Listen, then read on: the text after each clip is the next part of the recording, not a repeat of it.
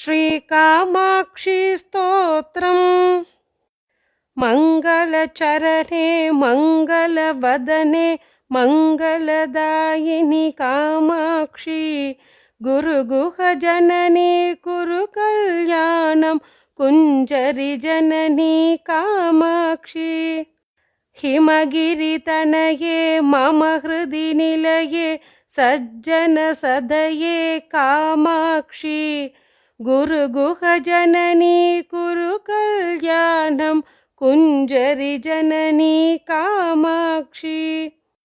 ग्रहनुतचरणे ग्रहसुददायिनि नव नव भवते कामाक्षी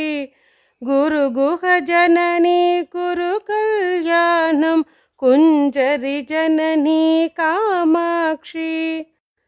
शिवमुखविनुते भवसुखदायिनि नव नव भवते कामाक्षी गुरुगुहजननी कुरु कल्याणं कुञ्जरिजननी कामाक्षी भक्तसुमानसतापविनाशिनि मङ्गलदायिनि कामाक्षी गुरुगुहजननी कुरु कल्याणं कुञ्जरिजननी कामाक्षी केनोपनिषद्वाक्यविनोदिनि देवी पराशक्ति कामाक्षी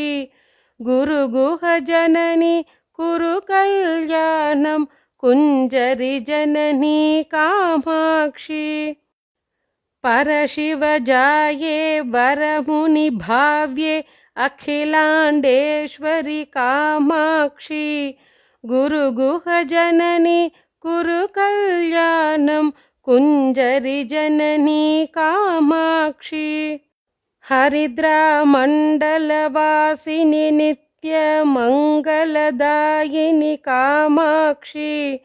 गुरुगुहजननी कुरु कल्याणं कुञ्जरिजननी कामाक्षी